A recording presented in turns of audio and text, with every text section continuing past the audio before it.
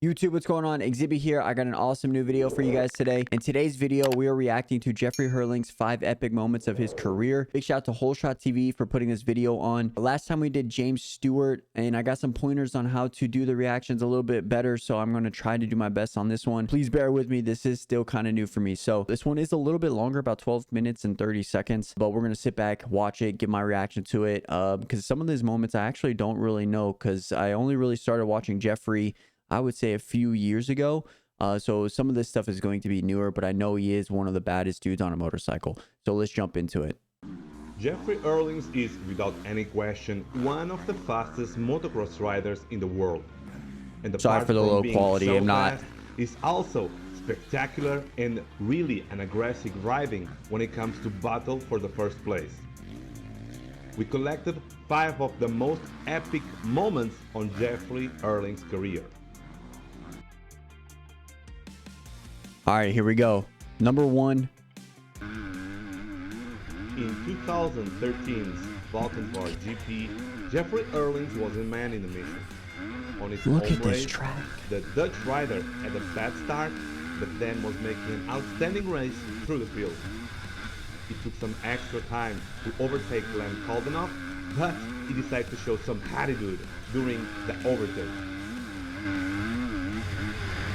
I would be dead on this track, no cap. I would legit be dead on this track. Oh my god. I know Jeffrey is one of the best motorcycle riders in sand ever.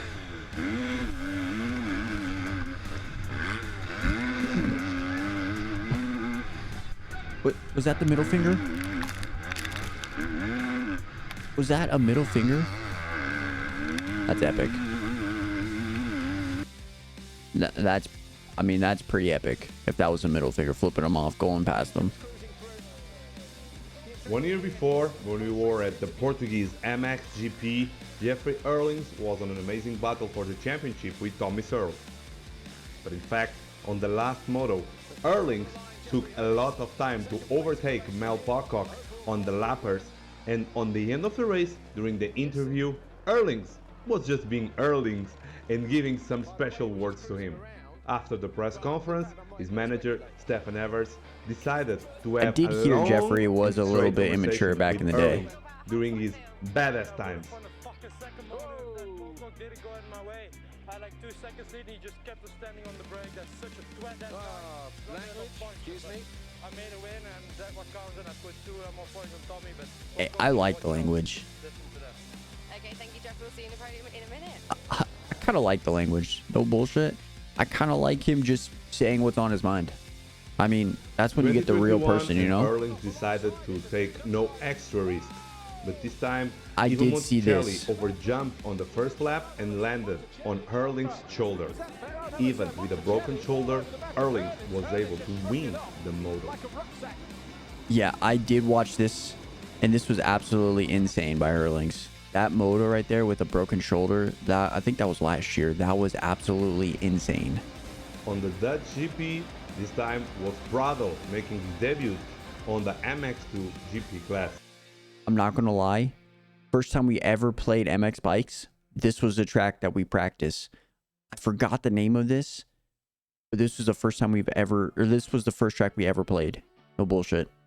Shout out to Zug and David for that night as well. And shout out to everybody that stopped by the stream during that. That was when we met a lot of good people like Elwood, Kelton, a bunch of other good guys as well that we still talk to today. So big shout out to them. Herlings was on his last year of MX2 and wanted to have a perfect season, but the young Spanish rider was there to shine. Prado gave his best, and Herlings had to fight through a lot of laps in order to be able to overtake the Spanish rider, and trust me, he was not really happy about it. And he looks to find a way through the crowd. Raw, as they disappear, they've got the same images on our, but what we're watching here on the big screen, opposite the grandstand. And Prado's pretty good in the sand. Holy crap. So we might hear it through our headsets. The roar of the crowd. Herlings going outside, inside, looking for that momentum. Prado cuts the line away from Herlings, who are looking to go the inside again through this next turn. He's got close to Lapper to a go. He's close again now, but Prado will carry that speed around the outside. I mean, let's be real. Who's surviving a lap on this? And he's just absolutely devastated, isn't he? He just can't believe what's going on here. Jeffrey Herlings, it's just almost like that. Herlings up, looking for a way through. He looks pretty pissed. He does. Right in front of the main. Oh, Prado. Herlings definitely disapproving because Herlings is going for the championship. Prado's going for a race win, and Herlings did not like that. The nudge down the inside from Prado. Was that another middle finger? Absolutely throwing everything at Herlings here. He just wants to go and win a race, and he's involving himself in Herlings' championship chase, and Herlings is shaking his head. He is annoyed at Prado. Looking to line up Prado here. I wouldn't be surprised if he just gives him a bit of an attitude check here, but keeps his head down, just gets on with it. He knows that Prado is going to be around the outside. He might even run alongside him down by the finish line area here, Prado. I mean, look at the attitude, man. That was lit. You don't really see that in motocross like that too often. Like maybe one other rider would maybe be like Bam Bam. Oh no, he didn't flip him off. He was just using his hand. Jeffrey was Jeffrey definitely had some attitude back in the day. It's kind of lit. Don't really see that too much.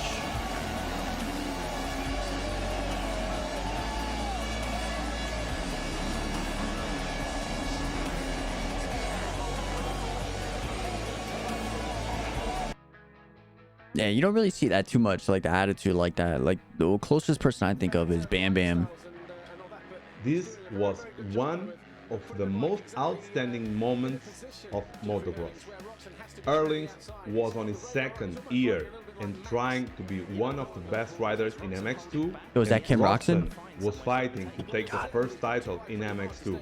It is. They were teammates, but Herlings put on an amazing show, defending the lead with Roczen trying to pass it everywhere.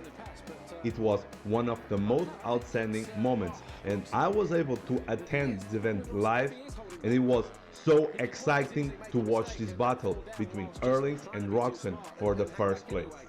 Yo, Roczen back in the day was legit insane. I was listening to the look at that. I was listening to a little bit of the Gypsy Tales podcast that just happened, and he was talking about him and Roczen were just going at it and just insane speed Roczen had back in the day on the 250. I mean, watching this just shows how much raw speed Roczen really had. It's really insane. Just utilizing all the insides, making his teammate work around the outside where he has to, follow where he needs to. And I think actually just through that wave section and downhill, if he hasn't done him by the finish line, Ken Roczen, I think I wonder what year this is. he feels it's going to be the best position. Look at Herlings protecting the inside through there again, coming across the pit lane. Roczen though, is he going to square off? No, he gets a little bit wobbly, but look at that, he's got good drive. It's a mistake from the teammate Herlings, who now calls the pit, and he's not going to back out of this challenge either. And he does well to keep his own KTM. If I'm not mistaken, Roczen's style is still there. Like the same style Roczen has back here is still there. Like it didn't really change much. Sometimes riders change throughout the years, and like you can totally tell Roczen's style has not changed 1 ounce. Sorry for Jeffrey Herlings actually, because one tiny mistake is going to lose him the lead. I'm pretty sure that Ken's going to eke out like a second at least over that following lap. The race is going to be over. Just to keep people informed, Max Anstey's still in 3rd place, but Zach Osborne like less than a second behind him now. So Zach Osborne? Make a push late on to take that 3rd place, and he was actually like a second quicker than the Englishman on that one. And Gajay Paulin still hovering down there in 5th, not really going forward as these two now really start to turn up the heat on each other. And this is the area where we saying a moment ago, very close. Yo, low key, we need some of these MXGP tracks more in MX bikes. He can't do the slingshot through that turn, and that's where I thought he was going to get the driver around this right-hander, jump alongside Herlings as he did a lap ago, and maybe square off and get better drive. But look at him, hard on the brakes, tries it again though, and we've seen some action in the past couple of years over I bet you this battle right here, watching this like live when it happened, was absolutely insane. As long as these two don't, well, they'll do well to avoid such a... Philippa's left with a broken finger, I think. He wasn't too happy that day. He wasn't. Well, Just straight, what is this? What has been going on now? 5 minutes, just straight battling back and forth. Jeffrey Herlings a moment ago got the We kind of got this with Hunter and Jet last weekend at High Point. As they came through the finish line area, a lap ago. 4 more laps. Gerald Weaver hangs out the board to Ken Roxon. Anstey 20 seconds behind this battle in 3rd place. Again, a mistake from Herlings. Uses the same line. Both now. But I tell you what, when they whip it up, Man, if they touch tires there. Inside come up this hill, and he's just making himself as big as possible. Roxon's got a lot of work to do to pass on that outside still line. got to go round and command the inside down this next section. And he's not managed to do that there, but he goes again to the outside. I mean, Ken's going to need 2 pretty big scrubs on those 2 jumps coming across the finish line to try and get the drive to pass Jeffrey on that. I don't think it's a practical. Kenny's corner speed is insane. I was worried about them when they scrubbed in opposite directions. Oh, the front wheel goes from Herlings. When they scrub in the opposite directions, there's that real danger of the rear wheels touching. They can't do anything about that, you know, when they're side by side. I think that would be quite a Just phenomenal end to this race, to be honest. Man. Roxon there. He's done it. Down Oh. the inside, works the outside. Oh, at first I thought that was a lapper. Oh, he has to back out of the challenge, just like he did last year. And a back marker as well. And that's Sean Mitchell on the Route 77 MVRD Honda.